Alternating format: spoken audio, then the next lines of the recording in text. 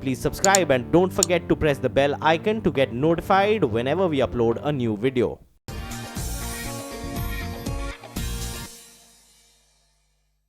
Hello and welcome to the CNBC TV18 special. I'm ShereenBhan and we're in conversation with the man who's at the helm of a company that's been a long committed investor to India. ChuckRobbins, thanks very much for joining us on CNBC TV18 and welcome back to India. It's been, what, under 6 months and you're back here, so you clearly like the country. I love it. I love it. It's great to be here. You know, as I pointed out, Cisco, a long-term India committed investor. So what's new about India that's looking exciting to you today?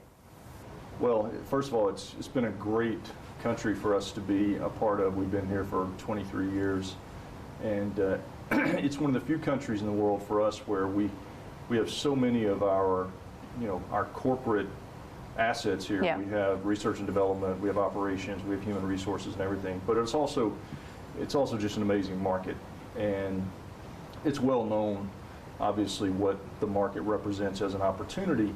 But I think the thing that is so compelling right now is the fundamental belief in how technology is going to help the country not only solve problems, but also realize this unbelievable potential that it has. And it feels like in the last year or two, particularly with the Digital India launch, but even this visit, it's been amazing at how forward-thinking the leadership are both in business and in government about what technology can do, and really thinking about 5, 6, 7 years out, not thinking about how do we solve for today, but how do we solve for the future as well. You know, speaking of the future, how integral is the fact that your turnaround strategy is so driven by now moving towards more software and subscription, and the fact that the assets that you talked about in India, you've got software engineers, you've got, what, 1,600 odd patents that you filed out of India here for Cisco. I mean, how integral is India from the turnaround strategies perspective? Well, it's incredibly integral. If you look at the move that we've made towards more software and subscription in our business, the first thing I think is important to understand is that it really is reflective of how our customers want to buy our technology. And it's also reflective of the speed at which the customers are trying to move. We can move faster with software, but we also have an incredible investment in underlying hardware, because the internet and the amount of video flowing across it and the mobile data, what we've seen here in India, it's going to require a combination of significant high-performance hardware, but we also are obviously we have an incredible investment in software. Here in India, we have a significant number of software engineers. I think upwards of 60% of the engineers here that we have are software. And in fact, are you going to be hiring more? We hope to be hiring more. Our business has actually returned to growth last quarter, and obviously that'll have a big impact on how we invest in R&D going forward. But we have the other part of India, our business in India, that's also really relevant to our transition to software is our sales organization and the customer impact here. I will tell you that India is one of the leading countries around the world as it relates to our teams presenting and delivering those solutions to our customer base here as well. So it's important on both sides. Does it continue to be one of your top performing markets? I mean, it has been for several years now. Does it continue to be in the top 3? It continues to be, from a growth perspective, it's probably been the most consistent over the last 3 or 4 years. And top performer, or in the top 3? It varies year to year, but I'd say from a growth perspective, definitely in the top 3, for sure. And that's fully our expectation going forward for my team out there listening right now. Okay, that's good to hear. But let me also ask you about the hardware side and your manufacturing aspirations of not just making in India, but also making in India for the world. Started off in 2016. What's the plan now? I mean, in terms of capacity utilization, in terms of what more you could aspire to do here, what's the thinking? Yeah, it's absolutely part of our digital strategy in India, and the first thing we wanted to do was make sure that our priorities here aligned with those of the country. And so when Prime Minister Modi talked about Make in India, we were one of the first companies that actually committed and opened in 2016. And we've begun to ramp, and we have 2 things we want to do in the future. Number one, we want to continue to ramp the capacity of products being built here for the Indian market, and we think that we can definitely do that. But the second thing is we believe there's an opportunity to use this as a global center to actually deliver our technology into the Middle East, into Africa, into Southeast Asia, and other areas that make a lot of sense here. So that's how we think about the future. We obviously have a lot of work to do to continue to increase what we're doing today, but that's what we'd like to see. So can we expect more investment in adding capacity anytime soon, or do you believe that you have enough at this point? I think our teams are actively adding investments because we have a plan to actually increase our capacity over the next couple of years. And will you leave me with a number or not? I will not leave you with a number. Okay, I thought I would try. But, you know, as part of your digitization strategy, and you have a different strategy for the countries that you operate in, I mean, in India, for instance, one of the big sectors for you has been telecom, because you've exclusively partnered with Jio to create the world's largest IP-based network. Does that continue to be one of the most exciting sectors and areas for you here in India? Yeah, it's amazing because if you think about what is the biggest thing we can do in India is to provide connectivity and opportunity for everyone. It's leveraging technology for inclusion as it relates to opportunity, and the first phase is we need to give them access, we need to give them connectivity. And so our work with Reliance has been unbelievable. And the Jio network that we built together, which is, again, as you said, it's the largest all-IP network, and I think we built it. It had to be a record pace because it's the first one ever, but I'm telling you, it was unbelievable the pace at which we all moved to get that built. But I think what it is doing is really setting the new standard for how networks are built to deliver unbelievable amounts of data. I mean, the data flowing through that infrastructure and through India today is amazing. But longer term, I think the objective is to create inclusive opportunity, to provide connectivity, to ultimately create a platform that allows us to deliver healthcare and education together with partners. And that's what we're focused on. So what's the view on 5G then, in the context of India? Oh, I think 5G could be an absolute game changer if it lives up to its hope, which I think it will. What it really does is allows us to move high-speed connectivity into areas of the world at a pace that we've never been able to before. And so that means that you can deliver video, high-definition video education into rural villages. You can deliver high-definition video healthcare into areas, and what it'll require us to do, and this is the thing that has been so important about how we built that network with Jio, and I think how the government and how India is thinking about it is building for future capacity, because 5G is going to create an unbelievable amount of data on the networks in the country, and so building which are stretched and starved, and as are balance sheets of most telecom companies today. Well, I think that what you're seeing now, though, is that there is an investment play for the future, and I think the business model that they have put together, particularly in that case, is one that is sustainable. So, public services. You met with Ravi Shankar Prasad, the IT minister, today. How confident do you feel about the Digital India plan?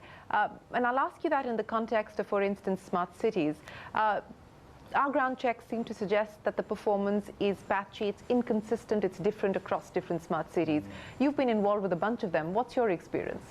Yeah, I think first it's important to, if you step back and look at the whole country digital acceleration strategy that we've had, the first thing you want to do is you want to align with the objectives of the leaders of the country. And I can tell you that of the 18 we're doing, India is moving at a pace and at a scale, obviously, given the population here, that is unprecedented.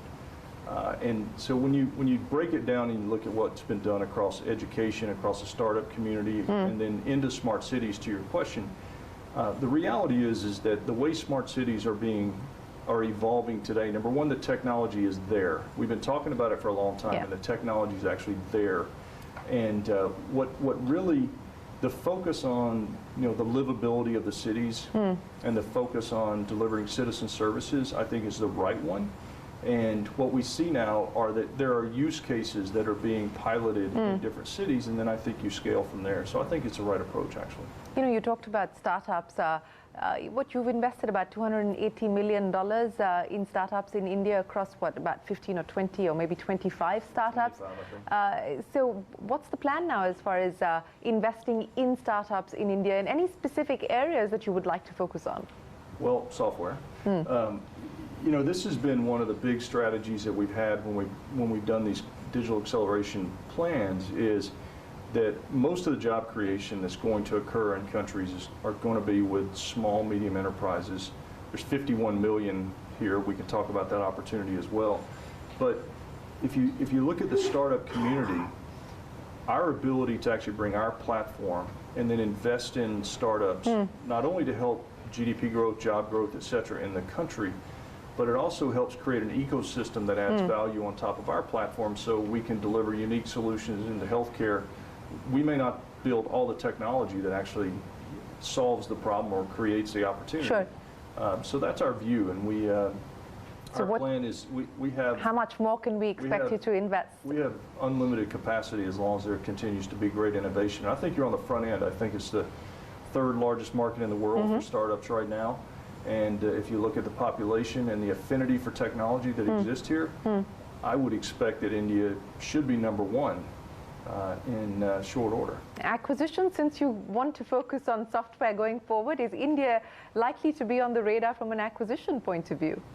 Well, one of the first things we look at when we think about acquisitions are those that are in proximity to large campuses, large facilities, and where we already have R&D,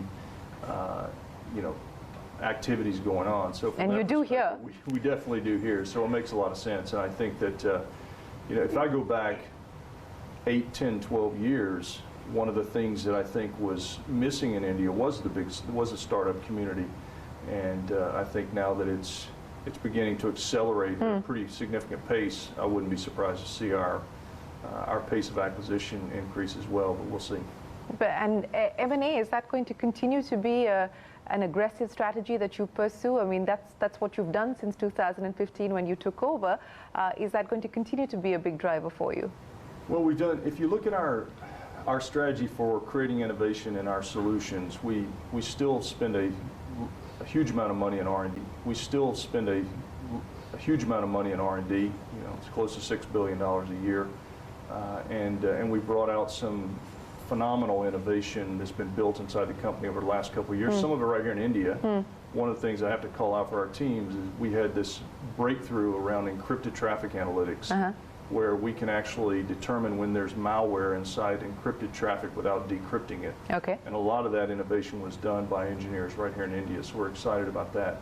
So that's the first pillar, is our own internal R&D. The second is our M&A capacity, and we'll continue to leverage that for new market entry, where markets are moving in a different direction, and we've been very active there. But the third, I think, is equally important today, is particularly as we look at the fourth industrial revolution, IoT, whatever phrase you'd like to use, is this notion of partnerships. Yeah.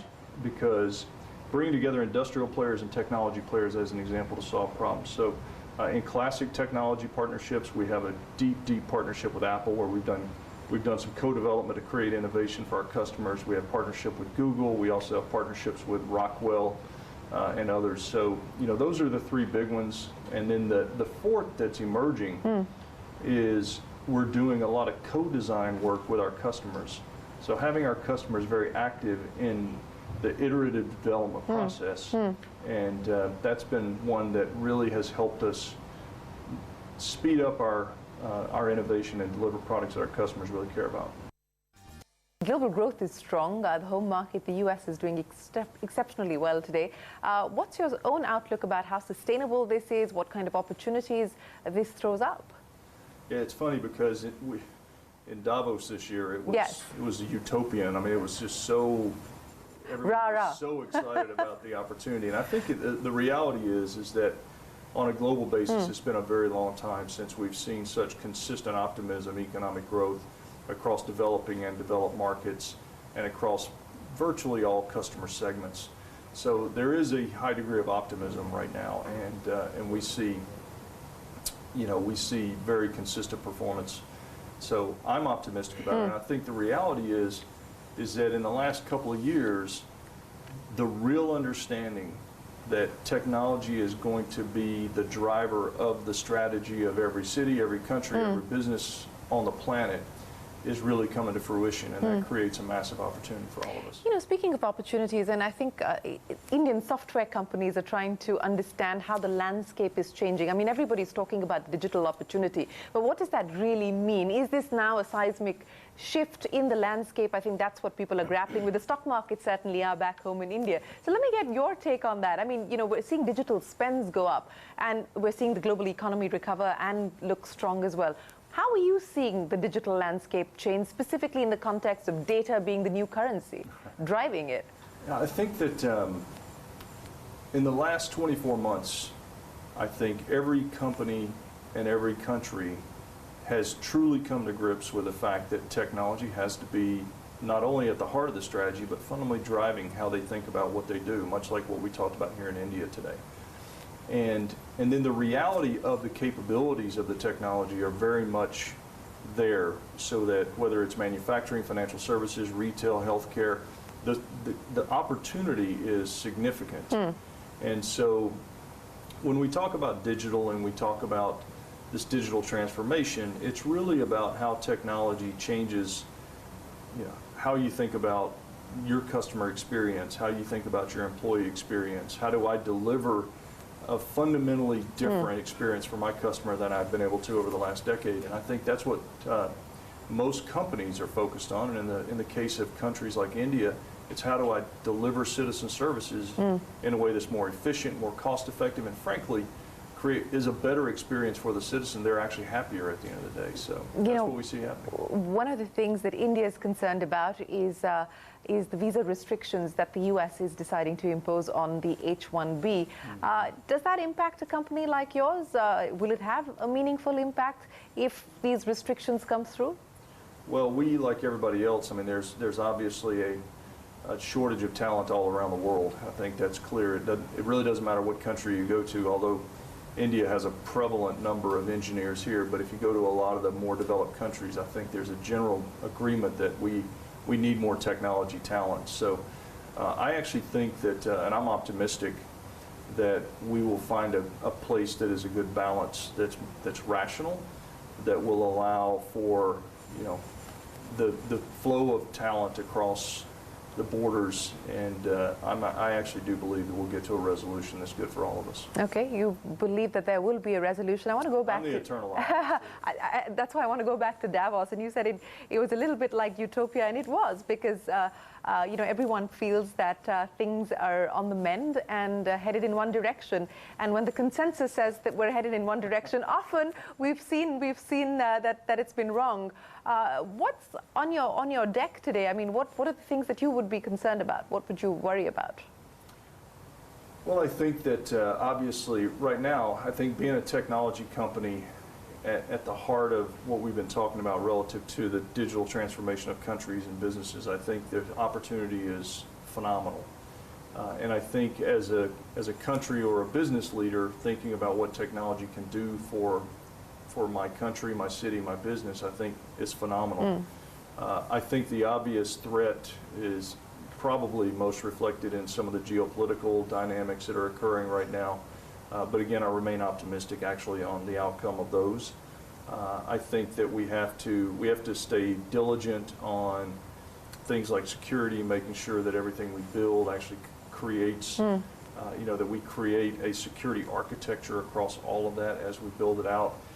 We obviously need to deal with the issue of data privacy and the balance of privacy, but also not impede the ability to take lots of data and find value in things like cancer research or you know, those kinds of things. So there's a balance in all of those things, but I remain optimistic that the technology landscape is going to be positive. Since you talked about the data privacy issue, and this is at the heart of conversations across the world today in light of what's happening with Facebook and Cambridge Analytica, do you worry about the fact that we are now going to perhaps see policy reaction that might in fact impede some of what you just spoke of?